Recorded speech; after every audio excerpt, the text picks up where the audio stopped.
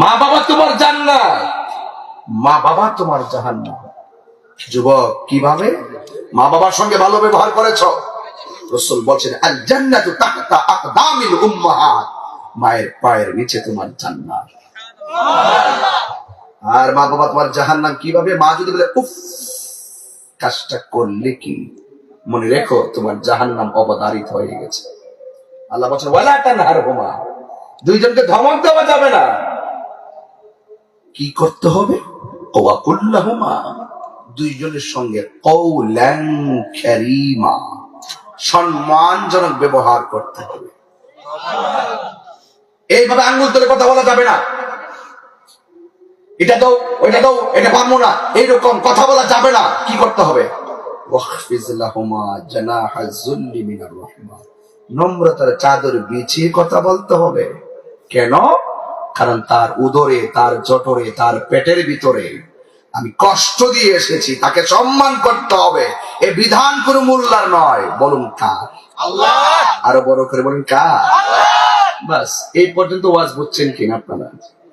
এই পর্যন্ত ওয়াজ বোঝা গিয়েছে কিনা? আরেকটু সামনে যাই। রিদার রাব্বি ফি রিদাল ওয়ালিদাইন ওয়া সাখাতুর রাব্বি ফি সাকাতিল ওয়ালিদাইন, পিতামাতার সন্তুষ্টিতেই আল্লাহর সন্তুষ্টি, পিতামাতার অসন্তুষ্টিতেই আল্লাহর অসন্তুষ্টি। পিতামাতার সন্তুষ্টি যদি রব সন্তুষ্টি হয়ে যায়, আল্লাহু আকবার বলেন, আল্লাহু আকবার বলেন, যদি রব সন্তুষ্টি হয়ে যায়, বলছে ওই মায়ের দোয়ায় আল্লাহর ওলি হয়ে যায়। মায়ের দোয়া ওলি হয়েছে এমন প্রমাণ আছে না ভাই? বাবা বাবা আছে না? আপনি তো অনেক বিবেকের দলিল, আপনি তো অনেক ছাত্রের অভিভাবক। মারহাবা বলেন। সুবহানাল্লাহ, সুবহানাল্লাহ। তাহলে আজকের যুবকরা ওরা খুব বুদ্ধিমান, যে অনেকে অনেক বেশি ওয়াজ করবে। আমরা যেন ওয়াজটা নিয়ে শেষ বেলা যেন ঘরে যেতে পারি। আমার ওয়াজটা নিয়ে আপনারা মার কদমে যাবেন। খোদার কসম করে আমার স্যারকে সামনে রেখে, আল্লাহকে সাক্ষী রেখে বলি, মা যদি হাসি মুখে বলে পুত্রে তোর প্রতি আমার কোনো অভিযোগ নাই, পুত যা মাহফিল থেকে এসে একটু ঘুমাও, দেখবেন কালকে থেকে রেজাল্টটা ঘুরে যাবে। বিদেশ যাইতেছেন, টাকা নাই, কি বলেন? মা দোয়া করলে আল্লাহ পাক রিজিকের দরজা তালা খুলে দেয়। আল্লাহু আকবার বলেন না কেন? এই জন্য যুবক ভাইয়ের আমার, মা মা, মায়ের সঙ্গে কোনো তুলনা। তোমাকে আমি দিলাম 3 দিন সময় দিলাম, যাও সিলেট বিভাগ শেষ করো, রাজশাহী বিভাগ শেষ করো, চট্টগ্রাম বিভাগ শেষ করো, মায়ের মতো দ্বিতীয় আরেকজন আমার সামনে দাঁড় করাও। 3 বিভাগ ঘুরে এসে 3 দিন পরে বলবে সব ঘুরে দেখেছি, মায়ের তুলনা কেবলমাত্র মা। জান্নাতের চাবি আমার মা, মা গো জান্নাতের চাবি আমার মা, জান্নাতের চাবি আমার মা, মা গো জান্নাতের চাবি আমার মা। মা যার বেঁচে নাই তার মতো দুঃখী নাই, মা যার বেঁচে নাই তার মতো দুঃখী নাই, খালা ফুফু মায়ের মতো না হামাগো জান্নাতের চাবি আমার মা, মা মা গো জান্নাতের চাবি আমার মা। হায়রে আমার বাবা, ও বড়গুটার বন্ধু, বন্ধু আল্লাহ রাব্বুল আলামিন কোরআনের মধ্যে বলে দিয়েছেন ওয়া বিল ওয়ালিদাইনি ইহসানা, মা বাবার সঙ্গে ভালো, মা বাবার সঙ্গে সৎ ব্যবহার করো। আবার আমার আল্লাহ বলে দিয়েছেন কতদিন পর্যন্ত তুমি করবা, প্রশ্ন তো আসতেই পারে। মা বাবার গায়ে যতদিন শক্তি থাকে, সন্তান যতদিন বেকার থাকে, সুবহানাল্লাহ, ওই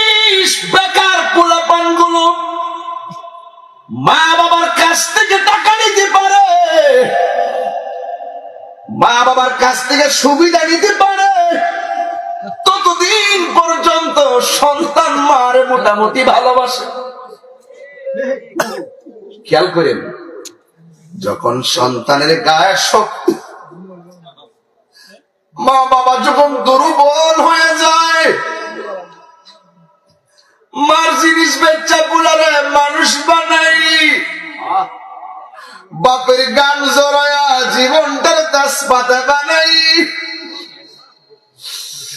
লাঠি ছাড়া চলতে পারে না।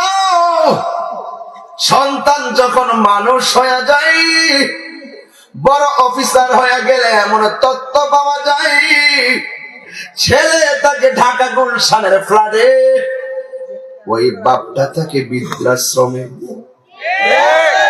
এমন ইতিহাস সমাজে আছে না নাই? এই জন্য আল্লাহ সতর্ক করে দিয়েছেন, ইম্মা ইয়াবলুগান্না ইনদাকাল কিবার আহাদুহুমা আও কিলাহুমা উফিন ওয়ালা তানহারহুমা وقل لهما قولا كريما।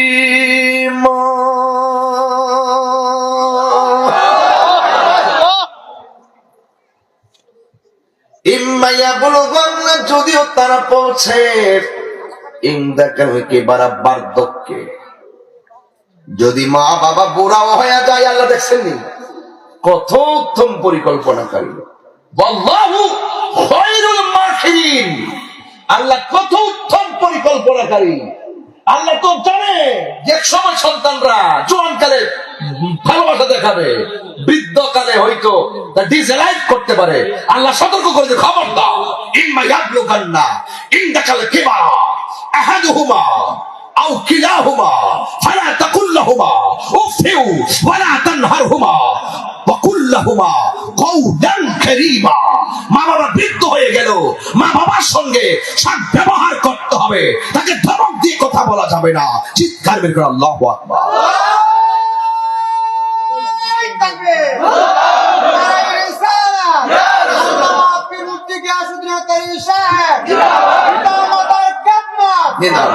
আল্লাহু আকবার বলেন। বাবাকে তোমরা কাবা জানিও, মাঝে মাঝে একটু শান বলবো, মা বাবার কষ্ট নেবেন না। আর আপনার একটা হলো কারবালার ওয়াজ, আর একটা মা বাবার ওয়াজ, আর একটা কবরের ওয়াজ। এই ওয়াজ গুলোতে আমি একটু দুর্বল, আমি বুঝাতে পেরেছি। মা বাবার ওয়াজ আমি খুবই দুর্বল, কারণ আমি আমার মায়ের দোয়ার ফসল, আমি আমার মায়ের দোয়ার ফসল। আমার স্যার বলতেছে, আমার বাবা আমার একটা সিদ্ধান্ত দিয়ে গেছিলেন, একটু আগে বলছে, আমি সব সাইডে দিয়ে আমার বাবার সিদ্ধান্তটা ধরে রাখছি, দেখলাম শুধু লাভ আর লাভ, সম্মান আর সম্মান। আমার স্যারের সম্মান আছে না নাই? স্যারের হাজার গুণগ্রাহী এবং সকল ছাত্ররা আছে না নাই? আজকে ছাত্ররা গর্ব করে বলতেছে যে আমার স্যার, আমার স্যার। আমিও বলে গেলাম আমার স্যার, বলেন মারহাবা। আমাকে এখনো বলছে যে আমার বাবা আমার বলছিল এটা ছাড়া ওইটা স্যার, কিন্তু এই পথে থাকতো, আমি এই পথে বাবার কথা শুনি না। আমি একটা লাইনে ছিলাম, দেখলাম সম্মান আর সম্মান। বোঝা গেল বাপ মার দোয়া কখনো খালি যায় না। এই মাহফিল কমিটিরা, আজকের মাহফিল ধন্য হয়ে গেছে, তোমরা আজকের মাহফিল ধন্য হয়ে গেছে। আজকের মাহফিল গুরুস্থান, মানুষ খুশি। প্রত্যেকটা মানুষের চেহারা দিকে তাকায় দেখেন, ধৈর্য আর ভালোবাসা তাদের চেহারা ফুটিয়ে উঠেছে। প্রত্যেকটা পোলাপান মার পাগল, অনেক ধমক দিয়ে ফেলাইছে, মারে অনেক কষ্ট দিয়ে ফেলাইছে, আজকে বুঝা ফেলাইছে। ওরা বুঝতেছে আমি যে কথা বলতেছি, আমি তো অডিয়েন্স দিয়ে কাজ করি, আমি চেহারা দেখতে বুঝি। মর্নিং শোলদারে স্যার, মর্নিং শোলদারে সূর্য দেখলে বোঝা যায় দিনটা কেমন যাবে। ওদের চেহারাই বলে দিচ্ছে, দেখেন আসার আগে তাহিরি আসবে আসবে আসবে, একটা হইচই, কিন্তু চেহারা তাকায় দেখেন প্রত্যেকটা পোলা মনে হয় বুঝতেছে, না রে আর কোনোদিন মা বাপের কষ্ট দিব না। এই লোকটা চলে গেলে আমাদেরকে নিঃস্বার্থে কেউ ভালোবাসবে না। এই পৃথিবীর সবাই স্বার্থে ভালোবাসে, একমাত্র মা বাপ নিঃস্বার্থে ভালোবাসে। বিশ্বাস করেন না আপনারা? এসএসসি পাস করেন, মা বলবে যদি ইন্টার পাস করতো, ইন্টার পাস করেন, ডিগ্রি পাস করতো, মানে যত আপনি বড় হন হিংসা নাই, কিন্তু আপনি একটা মাস্টার্স পাস করে দেখেন পাশের ঘরের মানুষটা হিংসা করবে, কিন্তু মা বলবে আমার ছেলে যত বড় হতে পারে। বাবাকে তোমরা কাবা জানিও, মদিনা জানিও মাকে, যদি গো তারা বেঁচে থাকে। ও আমি সেবি নাই, সেবিতে পারি নাই, সেবিও আমার উম্মত, সেবিও আমার উম্মত। বাবার মুখেতে মায়ের মুখেতে যে তুলে দিবে গো খানা, তাতে খুশি রব্বানা। ওই আমি দেখি নাই, দেখিতে পারি নাই, দেখিও আমার উম্মত, দেখিও আমার উম্মত। কেন বলছি বাবাকে তোমরা কাবা জানিও, মদিনা জানিও, মাকে তাহিরি দলিলের বাইরে কোন কথা বলে না রে বাজি। আমার নবী আপনার নবী, ও যুবক, 6.5 লক্ষ টাকা লাগে হজ করতে গেলে, খানায় কাবায় যাওয়া লাগে, মিনায় যাওয়া লাগে, মুজদালিফায় যাওয়া লাগে, সফা যাওয়া লাগে, মারওয়া যাওয়া লাগে, কাবা ঘর তাওয়াফ করা লাগে, ও বন্ধু বিমানে উঠা লাগে, ভিসা লাগানো লাগে, কিন্তু সব উম্মতের তো টাকা হবে না, বিমান দিয়ে উইরা উইরা মদিনায় যাইব, কিন্তু স্বাদ আছে কিন্তু সাধ্য নাই। আমার নবী ঘরে ঘরে মক্কা মদিনা লাগাই দিছে। আমার নবী আপনার নবী বলেন, যে ব্যক্তি তার মা বাবার চেহারার দিকে নেক নজরে তাকাবে, আমার আল্লাহ রাব্বুল আলামিন তার আমলনামায় কবুল হজের সওয়াব।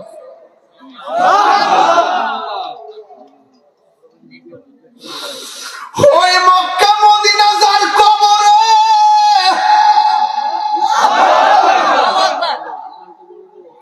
কার চেহারার দিকে তাকায়া মনের জ্বালা নিবাইব।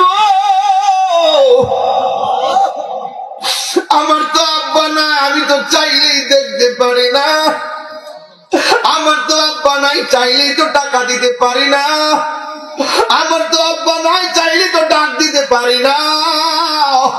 এই জন্য দাঁত থাকতে দাঁতের মর্ম বুঝো, মা বাপ থাকতে মা বাবার কদর করো। কথা বলেন ঠিক কিনা?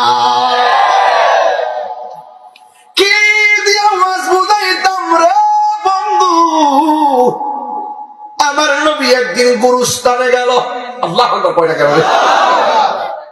গুরুস্থানের একটু মাটি মাইনা করে রাখে, এক্ষুনি তোর আসতে পারে চলে যাওয়ার ডাক। বাড়ি করেন গাড়ি করেন, আসল বাড়িটা মাঝে মাঝে বুঝলেন, আর দেখবেন তোমরা শুয়ে রইছো, আমরা আইতেছি। সাধারণ কথা না এগুলো। রাত্র 12টা বাজে তো খুব চিন্তা করেন কথাগুলো। আপনার গায়ে কয়টা কাপড় আছে দেখেন তো, শীতের কাপড় কয়টা লাগাইছেন?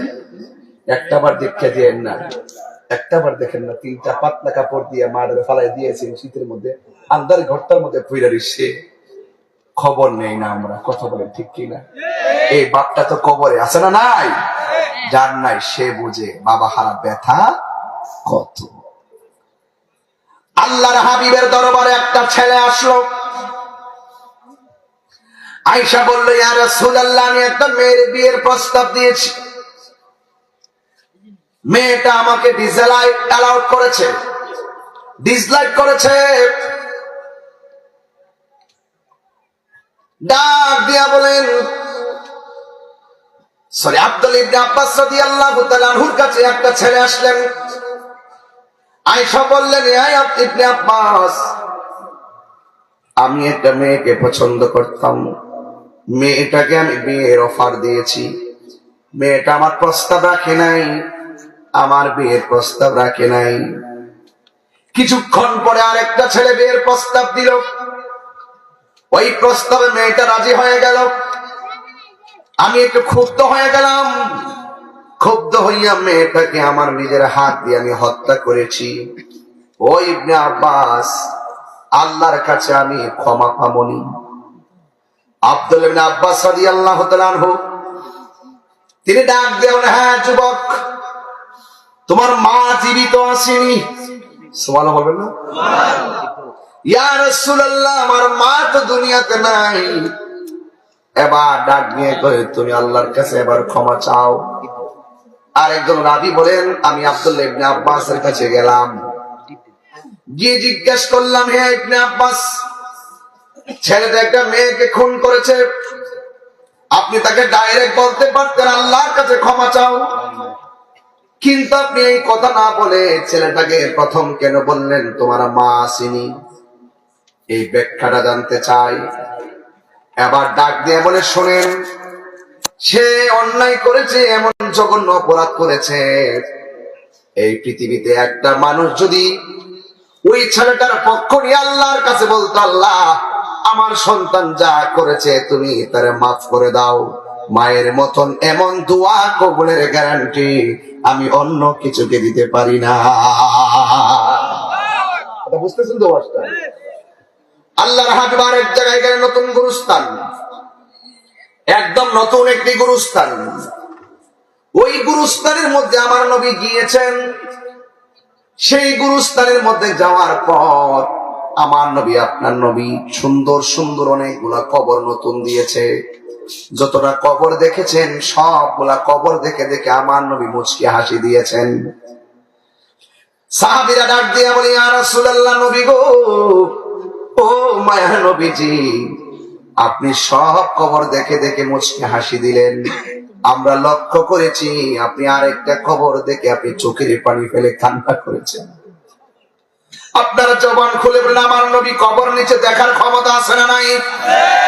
ওয়ামা ইয়াস্তাবিল আহইয়াউ ওয়ালাল আমওয়াত ইন্নাল্লাহা ইসমিউ মান ইয়াশা। আল্লাহ যারে ইচ্ছা করে কবরের আযাব দেখার ক্ষমতা দেয়। মানুষ এবং জিন জাতি ছাড়া কেউ কবর আযাব দেখে না, কিন্তু আমার নবীর দেখার ক্ষমতা আছে না নাই? আমার নবী আপনার নবীকে ডাক দিয়ে বলে, ইয়া রাসূলুল্লাহ, আমি সব কবর দেখে মুচকি হাসলেন, একটা কবর দেখে কেন চোখের পানি ফেলে কান্না করলেন? আল্লাহর হাবিব বলেন, আমি নতুন গুরুস্থানে ঢুকলাম, এই পর্যন্ত যত লাশ দাফন করা হয়েছে আমি দেখলাম এই গুরুস্থানের মধ্যে প্রত্যেক লাশের নিচে আমার আল্লাহ জান্নাতের গালিচা বিছায়া রাখছে। সৌভাগ্যবান গুরুস্থান। মারহাবা কর না কেন? আল্লাহু আকবার। নবী দেখার ক্ষমতা আছে কিনা? আর একটু বড় করে আছে কিনা? আল্লাহর হাবিব ডাক দিয়ে বলে, আর একটা কবর। ওই কবরে যখন তাকাইছি আমি তাকায় দেখলাম কবরের লাশটার নিচে জাহান্নামের গালিচা বিছায়া রাখছে। সাহাবীরা আর কথা বলিও না, বাজারের মধ্যে যাও, বাজারের মধ্যে গিয়ে এলান করে দাও, এই গুরুস্থানের মধ্যে যত মানুষ দাফন করা হয়েছে ওই অভিভাবক গুলো গুরুস্থানে লাশের পাশে কবরের পারে দাঁড়াইবার জন্য। যেমন আমি আমার সন্তানকে কবর দিছি, আমি যাওয়ার জন্য রাসূল এলান করছেন। রাহমাতুল লিল আলামিনের এলান কি কেউ প্রত্যাখ্যান করতে পারে? সব সাহাবায়ে কেরামের মনে একটা কৌতূহল, সব সাহাবায়ে কেরামের মনে একটা কৌতূহল যে না জানি ওই কবরটা কার, যেই কবরের মধ্যে আযাব চলতেছে ওই কবর পরে না জানি কে এসে দাঁড়ায়। জোরে জোরে কি আল্লাহু আকবার বলা যাবে না? তুমি রহমান, তুমি মেহেরবান, দয়ার মালিক কে? জনম জনম যদি গাহি তোমার মহিমা গাওয়া শেষ হবে নাহি। দয়া করো মায়া করো ওহে দয়াবান, তুমি রহমান তুমি মেহেরবান। কখনো তোমাকে যদি ভুলি, হেদায়েতের আলো জেলে নিয় কাছে তুলি, ঠাই দিও গো প্রভু তুমি দয়াবান, তুমি রহমান, তুমি মেহেরবান। চিৎকার মেরে কি আল্লাহু আকবার বলা যাবে না? আমার যুবক ভাইরা, সাহাবায়ে কেরাম তাকায় রয়েছে। কষ্ট হচ্ছে আপনাদের? জীবনে তো গুরুস্থানে কি খবর নিতে পারলেন না? গুরুস্থানে মানুষ কি করে আপনি জানেন? রসুল কি বলছে? রসুল বলছেন এখন একটা আওয়াজ দিবেন, 3 বার আওয়াজ দিবেন। 3 বার, কয়বার? 3 বার আওয়াজ দিবেন। পারবেন তো ইনশাআল্লাহ? 3 বার আল্লাহকে ডাকবেন, আল্লাহু আকবার।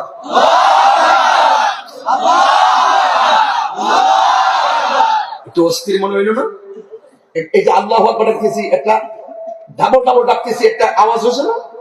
এই কবরের মানুষগুলো এইভাবে ডাকতেছে। কেউ কেউ বলতেছে বাঁচাও। আওয়াজটা কি সহজ না কঠিন? আর পারি না, ও আল্লাহ আমাদেরকে আমার দুনিয়াতে পাঠাও। আগে যদি জানতাম গীবত করলে তো শাস্তি হবে, আগে যদি জানতাম নামাজ না পড়লে তো শাস্তি হবে, আগে যদি জানতাম তোমার সঙ্গে নাফরমানি করলে এত আযাব হবে, জিন্দেগি জুড়ে এত আযাব, এত অন্যায় করতাম না। বাঁচাও। এই আওয়াজ কি আপনি শুনেন? শুনেন? শুনেন না। দুইটা জাতি আওয়াজ শুনবে না, এটা আল্লাহর সিদ্ধান্ত। একটা হলো জিন আর একটা হলো মানুষ। এই দুইটা জাতির বিচার হবে। এই পৃথিবীতে মানুষ আসার আগে জিন থেকে বাড়িয়েছিল, এরা আল্লাহর সঙ্গে নাফরমানি করেছে। মানুষের মধ্যে মানুষ নাফরমানি করে। আর কথা কথা কেন? নাফরমানি করে কি করে না? দেখেন এই মাহফিল সাজাচ্ছেন, দেখবেন কিছু লোক আছে যত ভালো কাজে করেন বিরোধিতা করবই। সৎ কাজে শত বাধা, এরপর আজকে বরকতের পোলাপান তারা পিছপা হয় নাই, মুরব্বীরা পিছপা হয় নাই। বাধা কেন হবে? লড়াই কেন হবে? আমরা আমাদের আদর্শ মায়ের সন্তান। কথা বলেন ঠিক কিনা?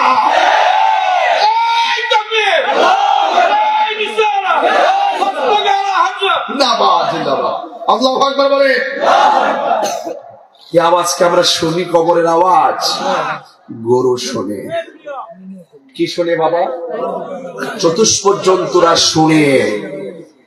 মাঝে মাঝে দেখবেন গরু নিয়ে গরুস্থানে বাঁধবেন, যদি বাঁধেন আর কি, বাঁধা ঠিক না, গরুস্থানকে পবিত্র রাখবেন। দেখবেন কিছু কিছু গরুস্থানের পাশে গরুকে বাইরে রাখলো, চুপ বাইরে দাঁড়ায় থাকে, হঠাৎ করে কিছু নাই, মানুষ নাই, কিছু হুট করে দূর মারছে, রশি টসি ছিঁড়ে দূর মারছে। কেন মারছে জানেন?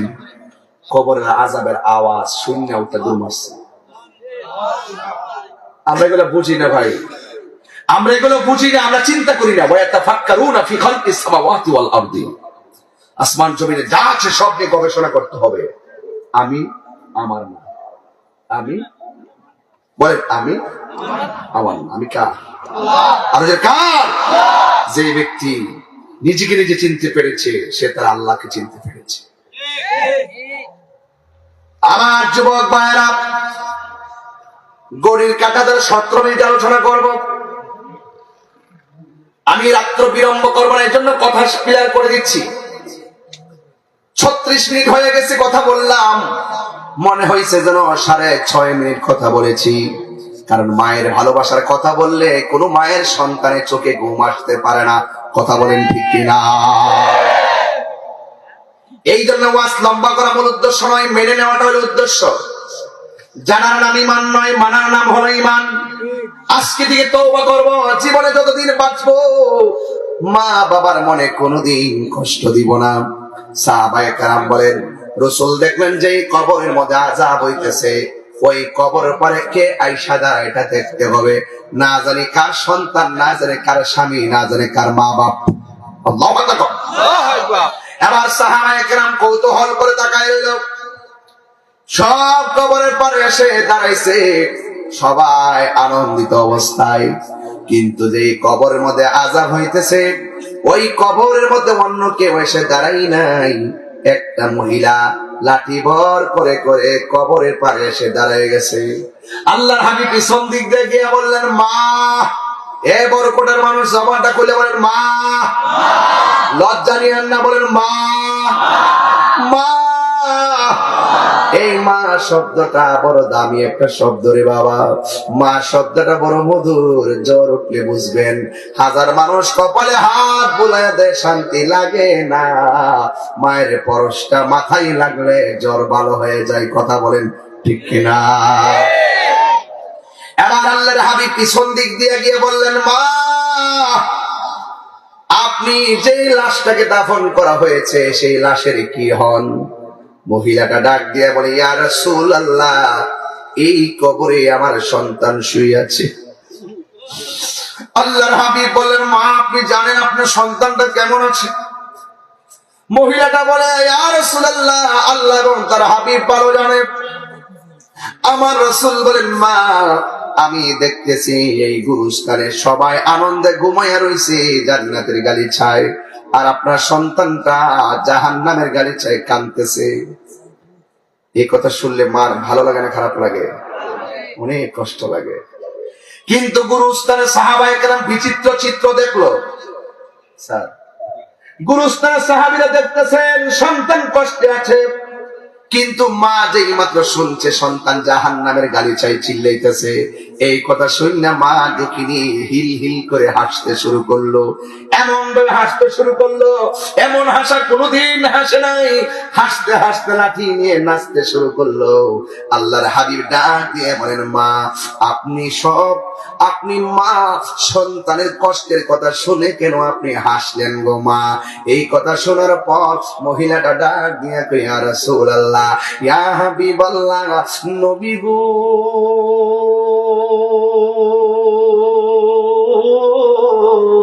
ও মায়ার নবীজি, আমি কেন হাসতেছি জানেননি? আমি আমার আল্লাহর কাছে একদিন একটা দোয়া করছিলাম গো। আমার সন্তানটা যেদিন পেটে ছিল, আমার সন্তানটা আমার পেটে লাথি মেরে ঘুম ভাঙছে। চোখ দিয়ে আমি পানি জড়াইছি, কিন্তু সকালবেলা মুখটা মুইছে আমি মানুষের সামনে গেছি। কাউকে আমি বুঝতে দেই নাই যে সন্তান আমার লাঠি দিছে। আমি আমার সন্তানের কষ্ট আমি গোপন কথা বলবো কেন? পৃথিবীর মধ্যে কোন মা কি বলছে মানুষের কাছে, আমার পরে আমার লাথি মেরে বেহুশ করছে? কর ফরমান সন্তান, খুব সাবধান। মায়ের মানে কষ্ট দিয়ে রাত্রে 12টা 15টার সময় তাহির সামনে বসে ওয়াজ শুনবেন, দরকার নাই সেই সন্তানের। যে পীর বলবে, যে পীর সাহেব বলবে মায়ের খেদমত লাগবে না, সেই পীর সাহেবকে আমি মানি না।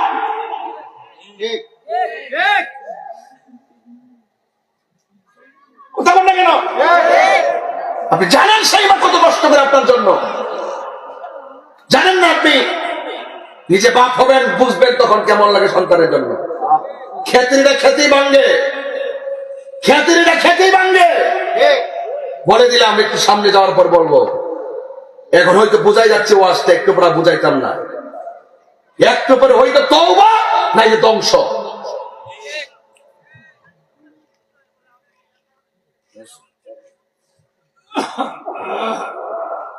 পরিষ্কার কথা। এবার মহিলা ডাক দিয়া বলি, ইয়া রাসূলুল্লাহ, সন্তানটারে পেটে নিয়েছিলাম, স্বপ্ন ছিল সন্তানটা একদিন ভূমিষ্ঠ হবে, কিন্তু সন্তানটাকে রাতে ঘুমাইতাম, লাথি মারতো সন্তানের বাপের কাছেও কষ্টের কথা বলি নাই, মানুষ তো দূরের কথা। এরপরে আমি খাইতে বসলে প্লেটটা রেখে দিয়েছি, মানুষ বলছে রাখলা কেন? সন্তান আমার লাথি মাইরা রুচি কাইরা দিছে, কিন্তু আমি কোনো মানুষকে কথা বলি নাই। আমি বলছি আমার মুখের মধ্যে কোনো রুচি নাই।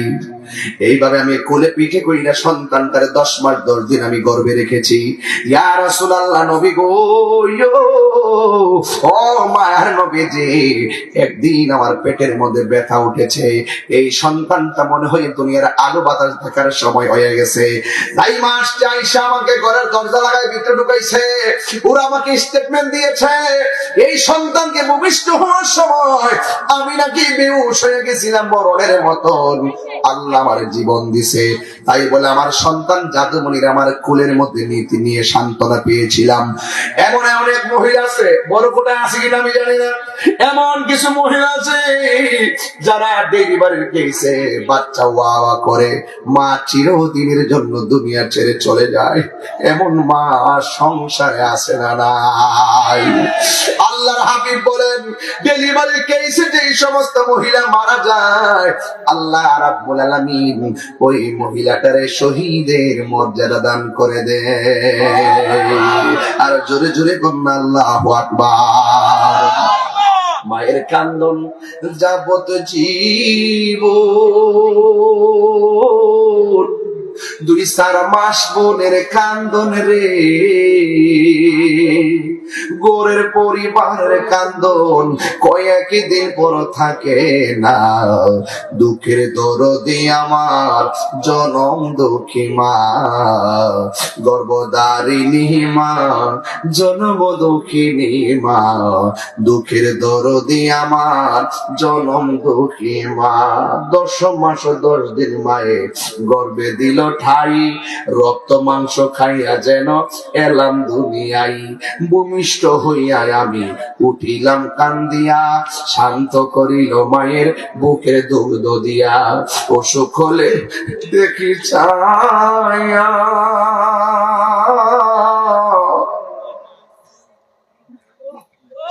মায়ের বিছে বিছানায় পইরা গো,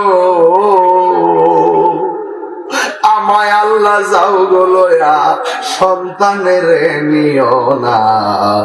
দুঃখের দরদি আমার জনম দুঃখী মা। হায় রে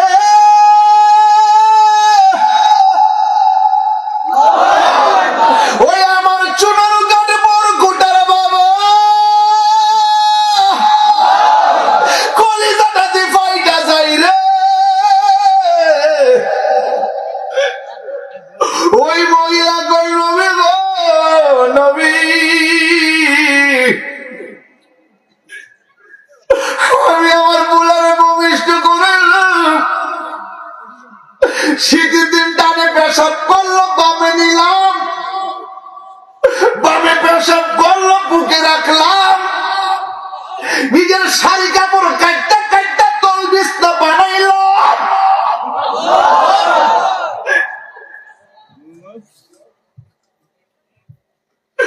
এত স্বপ্ন, এত আশা, আমি নিজে না খাইয়া খাওয়াইছি, পুলার বাপের জীবনটার তেজপাতা বানাইয়া রক্তটার ফানি বানাইছি। ধীরে ধীরে শরীরটা দুর্বল হয়ে গেছে, পুলা বড় হইতেছে, শক্তি বাড়তেছে, আর আমি দুর্বল হইতেছি। মনের মধ্যে স্বপ্ন একটাই, আমার যা আসে সব দিয়ে পুলার মানুষ বানাবো। একদিন আমরা দুর্বল হয়ে গেলে সন্তান আমরা দেখে রাখবো।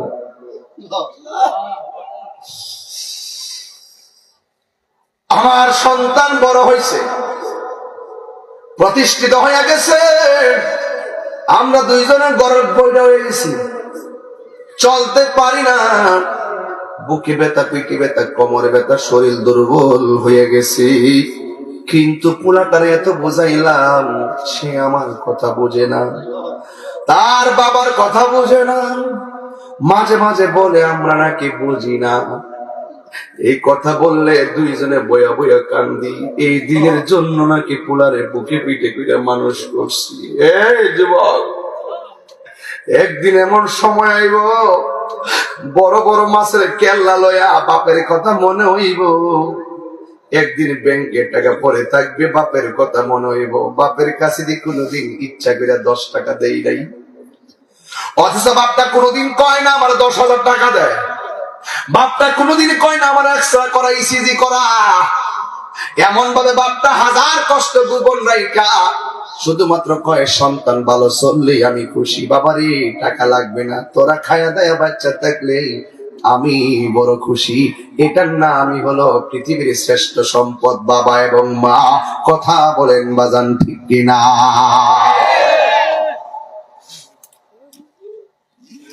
এবার মহিলা ডাক দিয়া কই, নবী গো,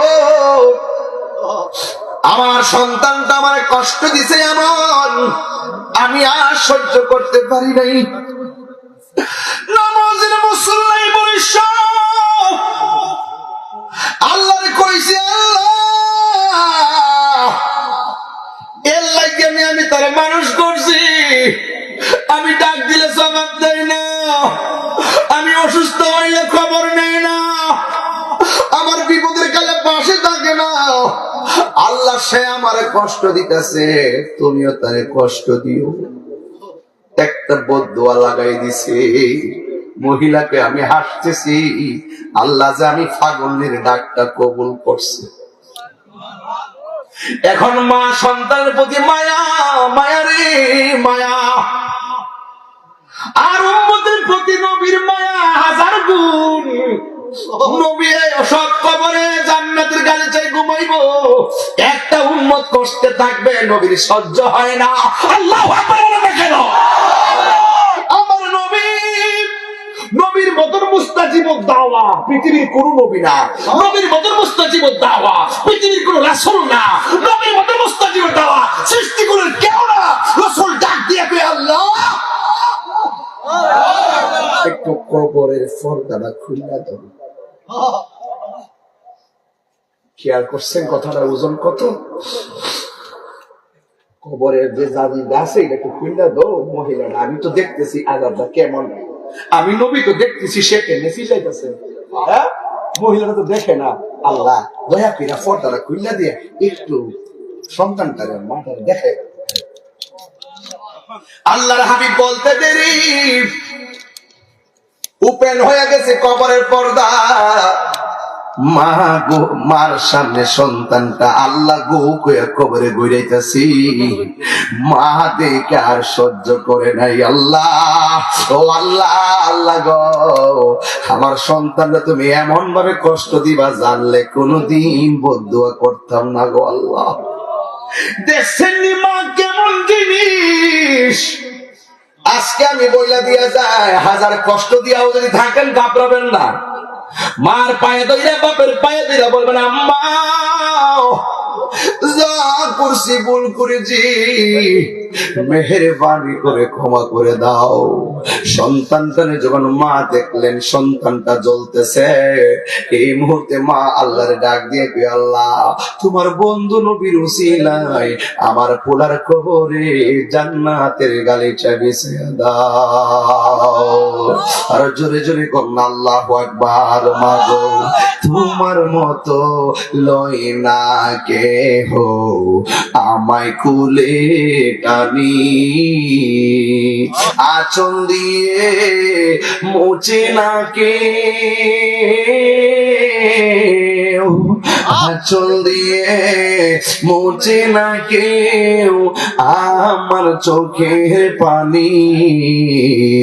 হায়রে মা জননী আমার, হায়রে মা জননী, আমি কেমন করে দেব মাটি, আমি কেমন করে দেব মাটি তোমার কবরে। মা তুমি আমার আগে যেও না গো মরে, মা তুমি আমার আগে যেও না গো মরে। যখন রাত্রি নিঝুম নেই চোখে ঘুম, একলা শূন্য ঘরে তোমায় মনে পড়ে মাগো, তোমায় মনে পড়ে। এই সেই ঘর, এই সেই খাট, আছে আছে আছে আছে আছে, এই সেই ঘর, এই সেই খাট বিছানার পাশে আছে পানের বাটা, চশমাটা পরে আছে পাশে, শুধু মানে শুধু মানে শুধু মানে শুধু মানে, দরজাটা খুলতে খেয়ে যাই ধোকা, বাবা বুঝি বলছে এলে নাকি খোকা। বহুত মাহফিল থেকে যাওয়ার পরে বাপের দরজা খুললা দিছে, বহুত মাহফিল থেকে যাওয়ার পরে মা দরজা খুললা দিছে, আজকে দরজা খুলবে বাপের কথা মনে হবে। দরজাটা খুলতে খেয়ে যাই ধোকা, বাবা বুঝি বলছে এলে নাকি খোকা, বুকের ভেতরটা নড়ে চড়ে উঠে, চোখে বেয়ে জল নেমে আসে, শুধু মানে শুধু বাবা নেই, শুধু মানে শুধু বাবা নেই, জানি ফিরে পাবো না হারানো তিথি, বাবা শুধু তাহিরির প্রেমে বাঁধা স্মৃতি। আমি জানি বাপটা হারা কত ব্যথা, জানি ফিরে পাবো না হারানো তিথি, বাবা শুধু তাহিরির প্রেমে বাঁধা স্মৃতি, বুকের ভেতরটা নড়ে চড়ে উঠে, চোখে বেয়ে জল নেমে আসে, শুধু মানে শুধু বাবা নেই, শুধু মানে। Time and tide wait for none. সময় স্রোত কাহার জন্য অপেক্ষা করে না। আল ওয়াক্তু লা ইয়ানতাজিরু লিআহাদিন, সময় কাহার জন্য অপেক্ষা করে। আজকের কাজ আগামী দিনের জন্য রেখে দিবেন না। আপনি তিলে তিলে মাকে কষ্ট দিচ্ছেন, কালকে কালকে খুব ভালো হয়ে যাবেন না। এই ধুকে ধুকে মা যদি কষ্ট পেয়ে যায়, আপনি দেখবেন ধুকে ধুকে জীবন ধ্বংস হয়ে যাবে। কথা বলেন না কেন, ঠিক কিনা?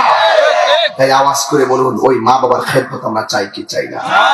একটু কষ্ট করে শীতের মধ্যে কম্বল থেকে বের করে, চাদর থেকে বের করে হাত তুলে বলুন, চাই কি চাই না? একদম সোজা করে চাই কি চাই না?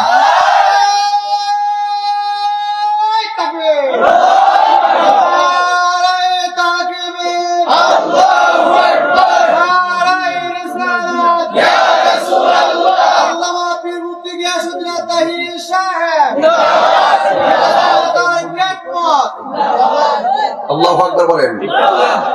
আপনার কি খুশি হয়েছেন? মার কথা বলাতে খুশি হয়েছেন? আবার হাত তুলে কোন খুশি হয়েছি আমরা?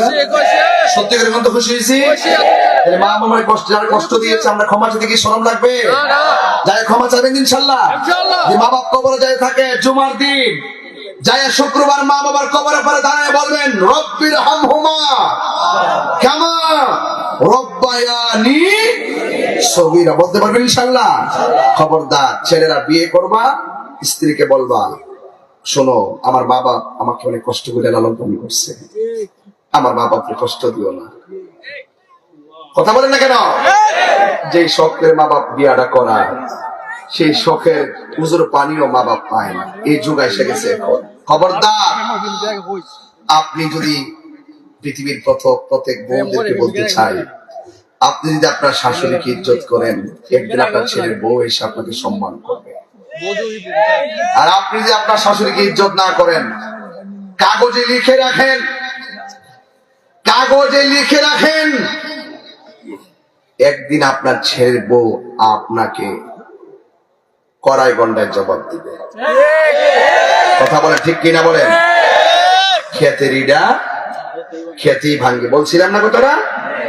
কামা তাদিনু তুদান, যেমন কর্ম তেমন ফল। মান হাফারা হুফিরা, ডিল ছুড়লে ডিল খেতে হবে, পরের জন্য গর্ত করলে সেই গর্তে নিজেই পরবর্তী হবে।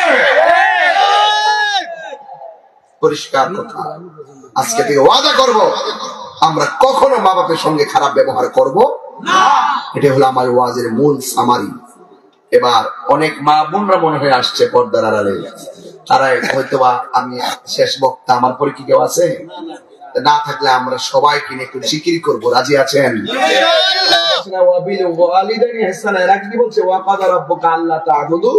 আল্লাহ ছাড়া কারোর ইবাদত করা যাবে? জিকির কার ইবাদত? জিকির কার ইবাদত? নামাজ কার ইবাদত? তাহলে সেই মালিককে আমরা খুশি করব, রাজি আছি না নাই বলেন? হ্যাঁ, আমরা কিছুক্ষণ জিকির করি, ইনশাল্লাহ আমরা মোনাজাত দিয়ে বাড়িতে যাবো ইনশাআল্লাহ। একটু জিকির করবেন ইনশাল্লাহ।